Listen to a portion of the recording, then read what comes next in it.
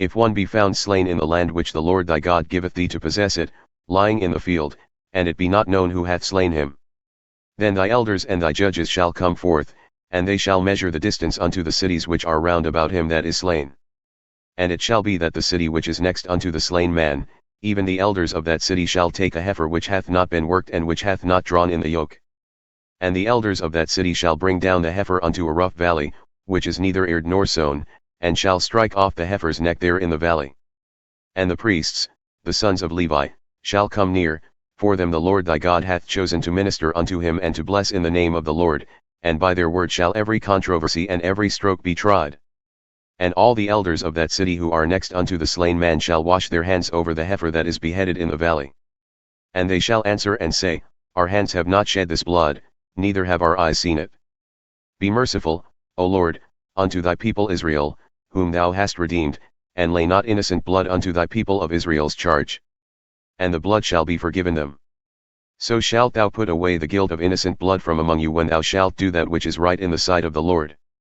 When thou goest forth to war against thine enemies, and the Lord thy God hath delivered them into thine hands and thou hast taken them captive, and seest among the captives a beautiful woman and hast a desire unto her, that thou wouldest have her for thy wife.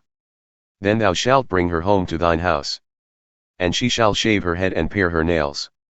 And she shall put the raiment of her captivity from off her, and shall remain in thine house and bewail her father and her mother a full month.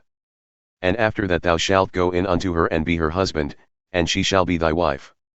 And it shall be, if thou have no delight in her, then thou shalt let her go whither she will, but thou shalt not sell her at all for money, thou shalt not make merchandise of her, because thou hast humbled her. If a man have two wives, one beloved and another hated, and they have borne him children, both the beloved and the hated, and if the firstborn son be hers that was hated, then it shall be, when he maketh his sons to inherit that which he hath, that he may not make the son of the beloved firstborn before the son of the hated, who is indeed the firstborn. But he shall acknowledge the son of the hated as the firstborn by giving him a double portion of all that he hath, for he is the beginning of his strength, the right of the firstborn is his. If a man have a stubborn and rebellious son who will not obey the voice of his father or the voice of his mother, and who, when they have chastened him, will not hearken unto them, then shall his father and his mother lay hold on him, and bring him out unto the elders of his city and unto the gate of his place. And they shall say unto the elders of his city, This, our son, is stubborn and rebellious, he will not obey our voice, he is a glutton and a drunkard. And all the men of his city shall stone him with stones, so that he die.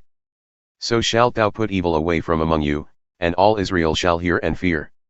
And if a man have committed a sin worthy of death, and he is to be put to death, and thou hang him on a tree, his body shall not remain all night upon the tree, but thou shalt in any wise bury him that day, for he that is hanged is accursed of God, that thy land be not defiled which the Lord thy God giveth thee for an inheritance.